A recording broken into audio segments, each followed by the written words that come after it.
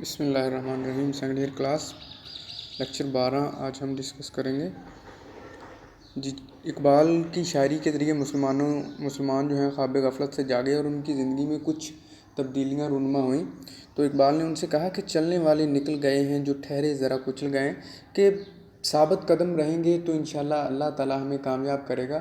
اگر ہم اسی طرح سے ٹھہرے رہے اور حالات کے آگے گھٹنے ٹیک دیے تو ایک دن جو وقت ہے وہ ہمیں رونتا ہوا ہماری روایات کو، ہمارے اکابرین کی روایات کو رونتا ہوا آگے نکل جائے گا.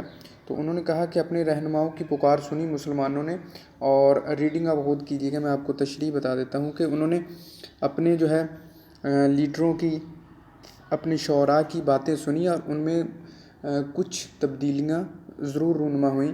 اور مسلمان اور قائد اعظم علامہ اقبال نے ان سے کہا کہ بے شک ہم معاشی حوالے سے دوسرے ہمسائے قوموں سے کہیں پیچھے ہیں، اور اس کے ساتھ ساتھ تعلیمی حوالے سے بھی ہم ان سے بہت ہی پیچھے ہیں، لیکن اگر ہم آج اپنی زبان کو، اپنی اقتدار کو پہچانیں گے، اپنی صلاحیتوں کو پہچانیں گے تو ہم ان ترقی یافتہ ممالک کی صف میں کھڑے ہو سکتے ہیں.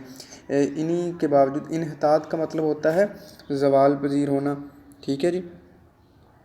تو اس کے بعد جو ہے اردو ادب کے اندر انقلاب برپا ہوا اور مسلمانوں نے اپنی قومی زبان کو جو ہے بہت ترقی دی، اور اس کی بہت سی اردو ادب کی اور اردو زبان کی بہت سی انجمن قائم ہوئیں جس میں مسلمان اپنا ادب پیش کرتے تھے اور اپنی الگ حیثیت منوانے کے قابل ہو گئے.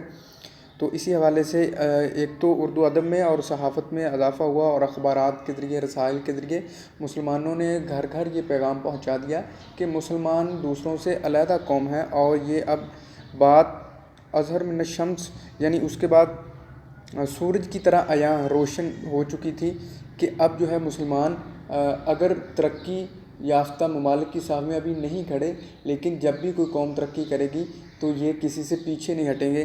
اور پھر علی گڑھ جو ہے وہ 1920 کو یونیورسٹی کے درجے تک پہنچ گیا. اس کے بعد جو ہے علی گڑھ نے اپنی تعلیمی خدمات جاری رکھی. اس کے بعد جو ہے وہ جامعہ عثمانیہ قائم ہوتی ہے، جس سے مسلمانوں کی حالت جو ہے مزید بہتر سے بہتر ہوتی چلی گئی. اور ان تمام کاموں سے جو ہے مسلمانوں کی سیاسی حالت جو ہے وہ آہستہ آہستہ مضبوط ہونا شروع ہو گئی.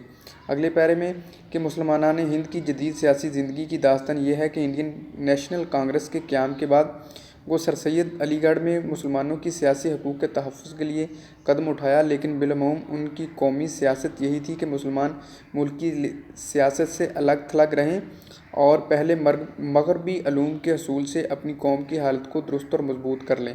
ٹھیک ہے. سر سید شروع سے یہ چاہتے تھے کہ مسلمان اس وقت تک سیاست میں نہ جائیں جب تک مسلمان جو ہیں اپنی تعلیمی حوالے سے اپنی حالت کو سدھار نہیں لیتے، ان کی سوچ جو ہے وہ انگریز کی سوچ کے برابر نہیں ہو جاتی. تو علامہ سر سید نے مسلمانوں کو سیاست سے دور رہنے کا، اور دوسرا جو کانگریس پارٹی تھی وہ بھی کوئی خاص مسلمانوں کی جماعت نہیں تھی. البتہ یہ بات بالکل عیاں ہے کہ قائد اعظم نے اس میں شرکت کی، لیکن وہ بعد میں انہوں نے پارٹی چینج کر لی تھی جب ان کے مکار ارادوں کا قائد اعظم کو بھی پتہ چلا تھا. اور اس کے بعد جو ہے 20ویں صدی کے شروع میں ایشیا اور اس کے ساتھ ہندوستان میں صورتحال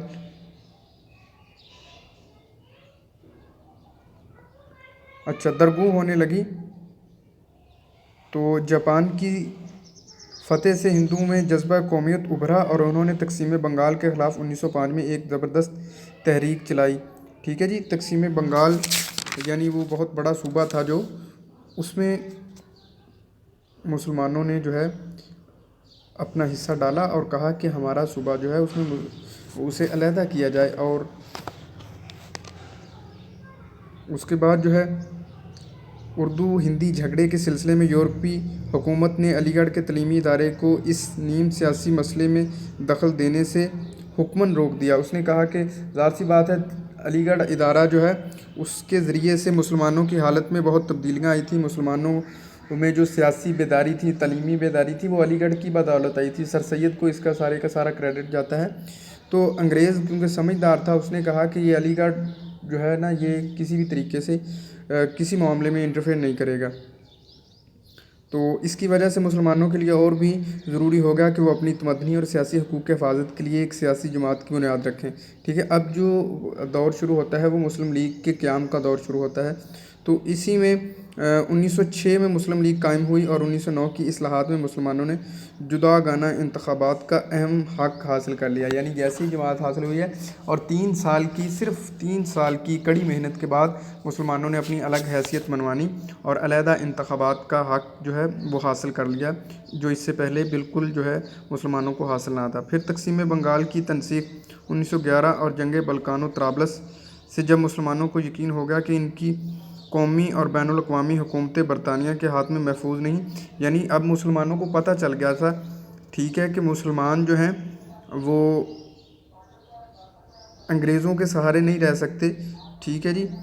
اور یہ جو جنگیں ہوئی ہیں دونوں، ان میں انگریزوں کی مکاری کھل کے سب کے سامنے آ گئی، تو مسلمانوں کو پتہ چل گیا کہ اب ان کے یہ محفوظ نہیں ہے۔ اب ان کو جو ہے ہندوستان کے لیے سیلف گورنمنٹ کا مطالبہ کیا اور ان کانگریس کی طرف سے اس کے ہاتھ انہوں نے تعاون بڑھایا۔ اب کانگریس اور مسلم لیگ دونوں نے کہا کہ اب یہاں پہ ہماری مقامی حکومت ہونی چاہیے، انگریزوں سے انہوں نے مقامی حکومت کا مطالبہ کر دیا۔